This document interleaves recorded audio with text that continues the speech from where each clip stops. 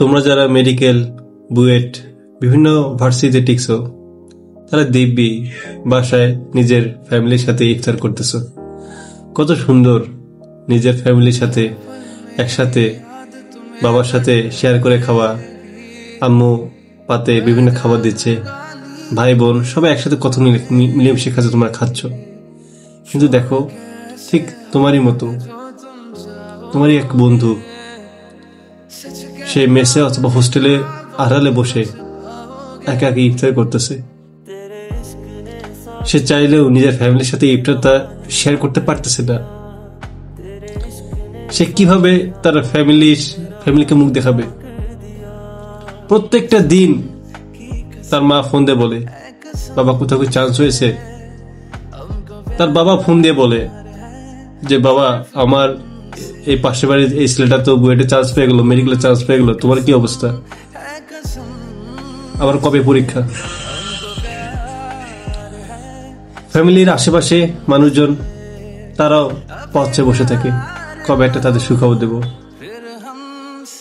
আর কিছু সমালোচক তারা তো আছি, বাসায় গেলেই তারা ধরবে, কি পড়াশোনা করলা, এখন পর্যন্ত কোথাও চান্স পেলে না। এই ভয়ে বাসায় যেতে পারছে না। আড়ালে নিভৃতে তারা কাঁদছে। তাদের পেনটা একটু বোঝার চেষ্টা করো। তারা প্রথমবার হয়তো মেসে আছে অথবা হোস্টেলে আছে। অ্যাডমিশনের বেশিরভাগ শিক্ষার্থী তারা বাইরে থাকে, মেসে অথবা হোস্টেলে। তারা আসলে চায় যে এই অন্তত রমজান মাসগুলো বাবা মার সাথে সেহরি ইফতার করবে, একসাথে সময়গুলো পার করবে। আর সব থেকে বড় যে বিষয়টা, সেটা হচ্ছে অ্যাডমিশনের মতো এত একটা চাপ সে একা নিতে পারতেছে না, তার সাপোর্ট দরকার। কিন্তু সেই সাপোর্টটা দেওয়ার কেউ নেই, তার বাবা মাও তার পাশে নেই। সে কি করবে? সে একা একা দরজা বন্ধ করে, লাইট ফ্যান অফ করে আড়ালে শুধু কাঁদবে।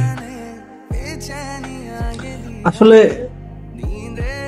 তোমাকে না হলে তাকে, কাকুন কাকু তো কাঁদতে তো হতোই, এটাই বাস্তবতা। সবাই তো জিতবে না, সবাই তো হারবে না। এটা আমাদের সবাইকে মেনে নিতে হবে, তোমাদের সবাইকে এটা মেনে নিতে হবে। জানি পৃথিবীতে এমন কোনো রাস্তা নেই যে এরকম একটা দুর্দশার মতো একটা কঠিন পথ বন্ধ করে দিবে, কারণ সিস্টেমটাই এইভাবে চলে আসছে।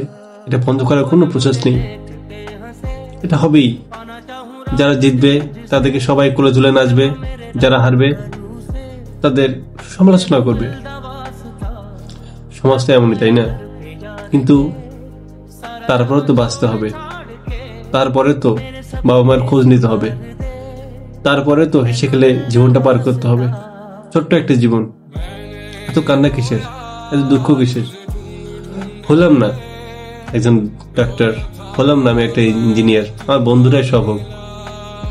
নিজে কিছু করতে না পারলাম, বন্ধুরা হবে, তারা দেশের জন্য ভালো কিছু করবে, দশের জন্য ভালো কিছু করবে। আমি না হয় একজন কৃষক, ছোটখাটো বিজনেসম্যান হয়েই না হয় বেঁচে থাকলাম।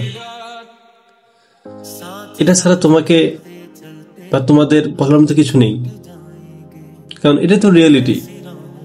তুমি বলতে পারো যে কোন জিনিসটা তোমার মনের ভেতর যে আগুন জ্বলছে, আগুনটা নিভাবে? তুমি যেটা চাচ্ছ এটা সম্ভব না। এখন তুমি মেডিকেল চান্স পাওনি, বুয়েটের চান্স পাওনি, তুমি আর কি করবে বলো? তোমাকে আবার নতুন করে পরীক্ষা দিতে হবে, সামনে যে এক্সাম গুলো আছে সেগুলো ভালোভাবে দিতে হবে। হয়তো তোমাদের কেউ জিতবে, আবার কেউ হারবে, কিন্তু কাউকে না কাউকে হারতে হবে। জীবনের এই প্রতিযোগিতায় জেতা হারা নিয়েই আমাদের জীবন।